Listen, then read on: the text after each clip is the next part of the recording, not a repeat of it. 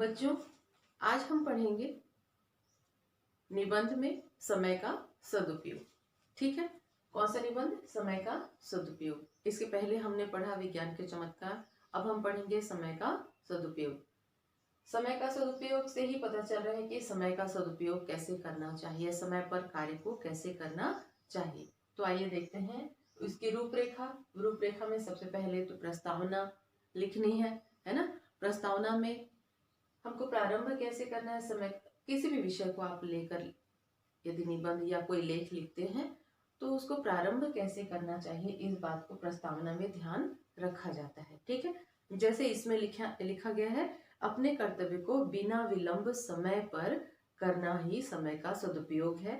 ठीक समय पर किया हुआ थोड़ा सा भी कार्य बहुत उपयोगी होता है। ठीक है, जब भी हम अपना कार्य करें बिना देरी किए समय पर ही करें, तभी वह सार्थक होगा। ठीक है, और जो समय पर हम कार्य करते हैं वह हमेशा उपयोगी ही होता है, वह व्यर्थ नहीं होता। किंतु समय चले जाने के पश्चात, समय बीत जाने के पश्चात यदि हम कार्य करते हैं तो उसका कोई अर्थ नहीं होता, निरर्थक होता है। ठीक है, अगला देखते हैं, समय ही जीवन है। समय ही जीवन कैसे है? समय ही जीवन इसलिए है क्योंकि समय पर यदि हम अपने कार्य को नहीं करते तो हमारा जीवन अर्थहीन हो जाता है, हमें कुछ भी प्राप्त नहीं होता, हमारे हाथों से सब कुछ चला जाता है। यदि हम सुबह जागते भी हैं, है ना, और मान लीजिए सुबह के बजाय सुबह कब आप 5 बजे 6 बजे नहीं उठकर 12 बजे उठते हैं तो क्या होगा? आपका आधा समय तो चला गया। फिर 12 बजे के बाद आप क्या करोगे? कौन सा काम है? ठीक है, तो ईश्वर ने हमें बनाया है कि समय पर ही हर प्राणी को आप देखिए, है ना, इस पृथ्वी पर जीवित हर प्राणी को देखिए, वह समय पर अपना कार्य करता है। एक चिड़िया को भी आप देखिए, वह सुबह उठकर, उसको कोई ट्रीट नहीं करता, उसको कोई बताता नहीं कि उठो और जाओ काम पर, किंतु उसे पता है कि उसको समय पर अपने कार्य को करना है, तभी उसका जीवन चलेगा। ठीक है, देखिए वो सुबह उठकर भोजन की तलाश में इधर उधर भटकता रहता है, चला जाता है। उसके पश्चात जैसे ही संध्या होती है वह अपने घोंसले में लौट आता है। उसी प्रकार मनुष्य को भी समय पर ही अपने कार्य को करना चाहिए। सूर्य भी उगता है तो समय पर उगता है।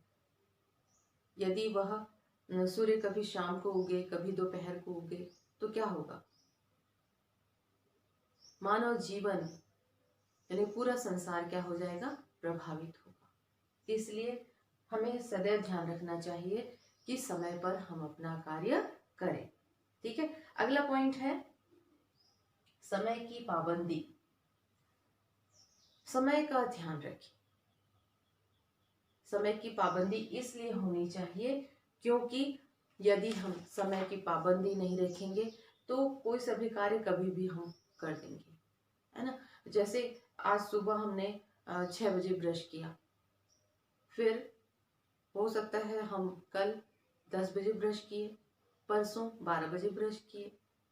तो समय की पाबंदी होनी चाहिए कि आपकी समय पे, यदि भगवान की पूजा अर्चना भी करते हैं तो रोज उसी समय ही करना चाहिए। आप मान लीजिए आप विद्यालय जा रहे हैं तो कभी सुबह, कभी दोपहर, कभी रात को, ऐसा नहीं। आप सुबह, आपका स्कूल रहता है तो आप सुबह ही तैयार होकर स्कूल जाते हैं ना। ठीक है, इसी प्रकार हमें समय का पाबंद होना चाहिए, समय पर उस कार्य को करना जरूरी है, नहीं तो वह कार्य व्यर्थ हो जाएगा। अगला देखते हैं, समय की बर्बादी ना करें। ठीक है, समय की बर्बादी ना करें। पहले हमने पढ़ा प्रस्तावना, दूसरा समय ही जीवन है, फिर हमने पढ़ा समय की पाबंदी, फिर समय की बर्बादी ना करें। समय की बर्बादी कैसे ना करें? बुद्धिमानों को चाहिए कि वे अपने एक भी क्षण को बर्बाद ना करें।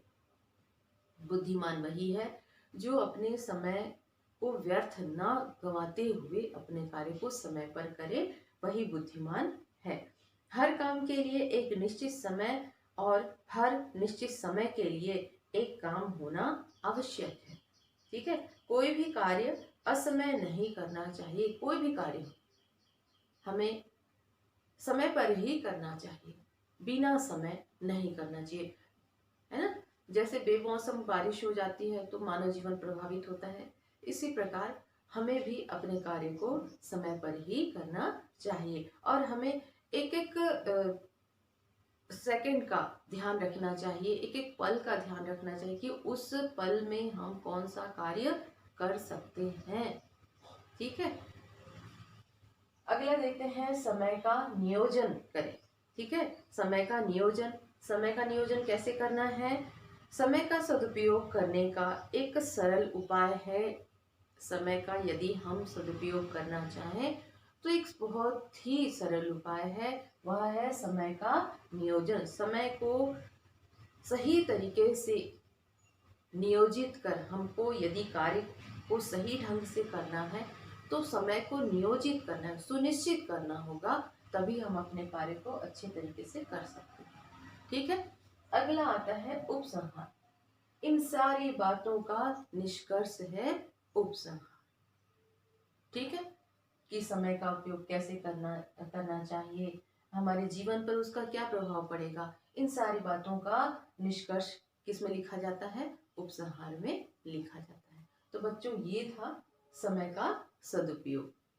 ठीक है, इसको ध्यान से पढ़ लेना, लिख लेना। ठीक है, थैंक यू।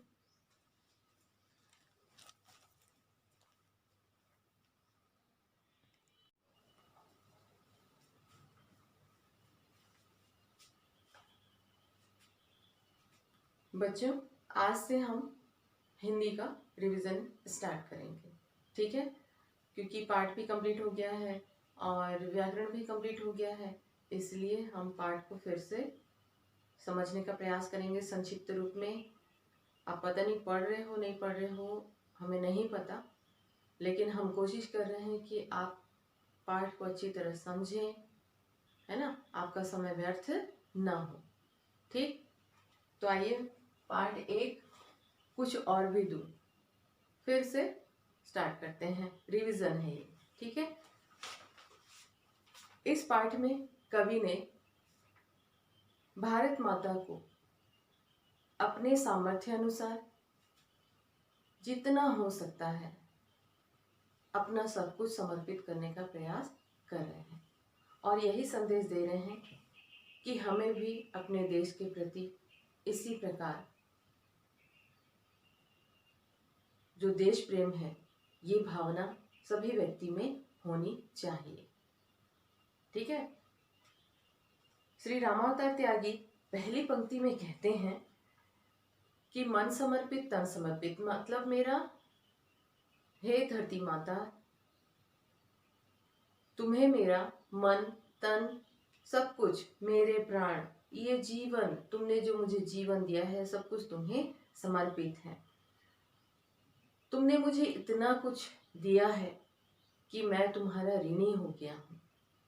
तुम्हारा मुझ पर इतना ऋण चढ़ चुका है कि मैं उस ऋण को कभी चुका नहीं सकता, किंतु इतना निवेदन करता हूँ कि यदि जब भी मैं इस देश के लिए बलिदान हूँ, इस देश को एक छोटा सा भेंट देना चाहूँ, तो कृपया इस छोटी सी भेंट को तुम स्वीकार कर लेना।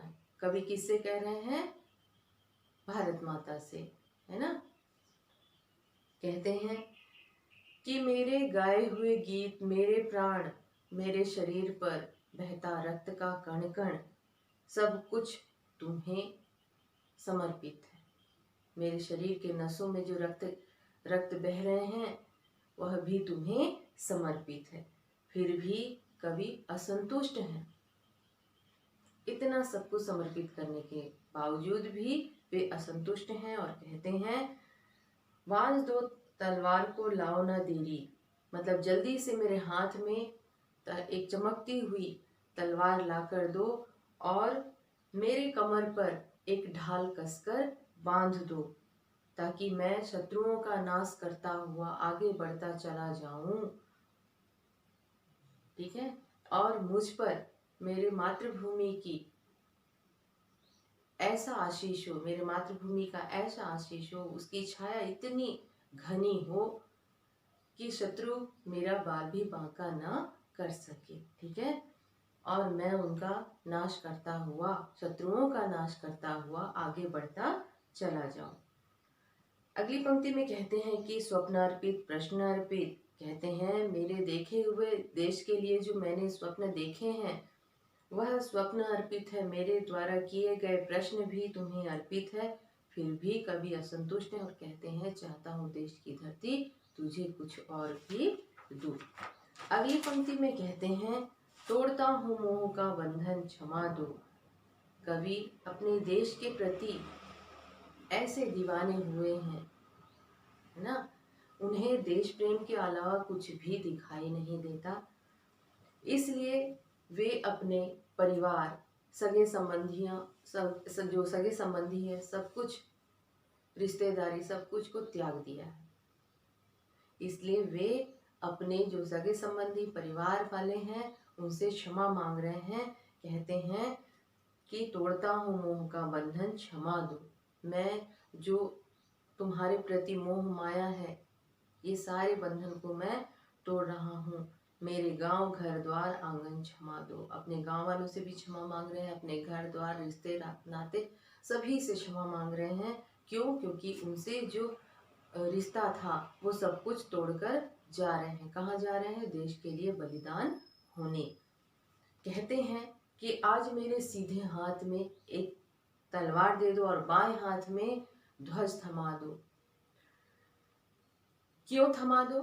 क्योंकि वो आगे बढ़ता चला जाए और विजय पताका को लहराए। आगे पंक्ति में कहते हैं यह सुमन लो, यह चमन लो, नीड़ का तृण तृण समर्पित, चाहता हूँ देश की धरती तुझे कुछ और भी दो। कवि कहते हैं कि मेरा घर द्वार आंगन जो मैंने बनाया है, मैंने तिनका जोड़कर मैंने जो अपना घर बनाया है, अपने जीवन को संवारा है, वह सब कुछ, वो सारी खुशियां तुम्हें समर्पित है। मेरे जीवन की सारी खुशियां, सारे मूल्यवान वस्तु तुम्हें समर्पित है। फिर भी कवि असंतुष्ट हैं और कहते हैं कि चाहता हूँ देश की धरती तुझे कुछ और भी दूं। इसके अलावा भी कवि कहते हैं कि मेरे जीवन में जो सबसे मूल्यवान वस्तु है वह तुम्हें मैं समर्पित करना चाहता हूँ। तो बच्चों, ये थी श्री रामावतार त्यागी जी की देशभक्ति भावना, देश प्रेम, जो सभी को अपने देश के प्रति होना चाहिए। यह प्रेम, यह देशभक्ति की भावना हर व्यक्ति में कुट-कुट कर भरी होनी चाहिए। तभी हमारा राष्ट्र जो है सुरक्षित होगा और हम अपने राष्ट्र की, अपने देश की रक्षा कर पाएंगे। ठीक है। जिस प्रकार हम अपनी माँ को, जो जन्म देने वाली माँ को प्यार करते हैं, उनसे प्रेम करते हैं, उसी प्रकार हमें अपने देश से भी प्रेम होना चाहिए। ठीक है। तो कवि यही संदेश देना चाहते हैं। तो बच्चों, ये थी कुछ और भी दूं, किसके द्वारा लिखा हुआ? श्री रामावतार त्यागी द्वारा लिखा हुआ। ठीक है। Thank you.